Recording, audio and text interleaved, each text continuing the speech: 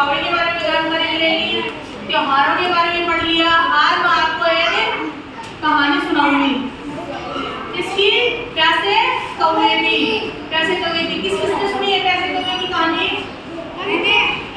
ठीक है, आधा तो सुनिए, आधा तो नहीं सुनी ना।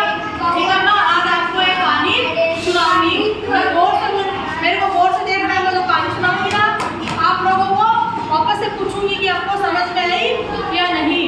ठीक है, मैं आपको कहानी सुना रही हूँ और ये कहानी आपको अच्छे से समझ में आ जाए, इसलिए मैंने ब्लैक बोर्ड पे इस कहानी के चित्र बना दिए ताकि आपको अच्छे से समझ में आ जाए। सुनाऊंगा मैं कहानी, सुनाऊं? रेडी हो? ठीक है, सुनाती हूँ। एक समय की बात है, एक जंगल में एक कौवा रहता था। गर्मियों के दिन थे। उस कौवे को एक दिन बहुत तेज प्यास लगी। वह पानी ढूंढने के लिए इधर उधर भटकने लगा। उसको वहां पर पानी नहीं मिला तो वो उड़ते उड़ते जंगल में एक पेड़ के नीचे आकर बैठ गया। उस पेड़ के नीचे एक मटका रखा हुआ था। उस कौवे ने उस मटके में जाकर देखा तो पानी बहुत नीचे था, यानी कि उस मटके में पानी बहुत नीचे था और वह कौवा उस पानी तक नहीं पहुंच सकता था। इसलिए उसने पानी पीने की सोची, लेकिन वो पानी तक नहीं पहुंच सकता था। इसलिए उसने पानी पीने के बारे में सोचा, लेकिन वो पानी तक नहीं पहुंच पा रहा था।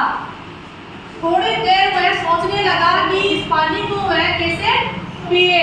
थोड़ी देर बाद उसको उस मटके के पास में उसको कंकर दिखाई दिए, यानी कि पत्थर के छोटे छोटे टुकड़े दिखाई दिए। दिख रहे हैं यहाँ पे पत्थर, दिख रहे ना?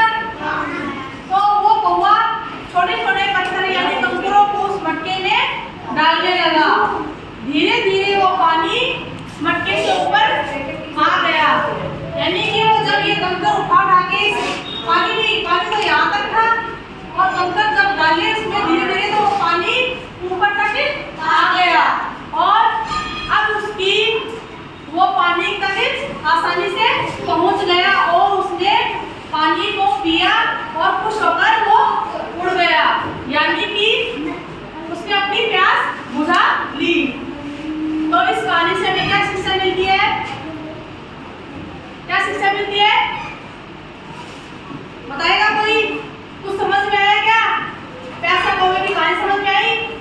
यानी कि कुछ समय की बात है, एक कौवा था, वो प्यासा था, उसको पानी की प्यास लग रही थी, लेकिन गर्मियों के दिन थे, उसको पानी नहीं मिल रहा था। उड़ते उड़ते आया उसको पानी की तलाश में, तो वहां पर उसने एक पेड़ था, पेड़ के नीचे मटका था। दिख रहा था पेड़ के नीचे ये मटका था।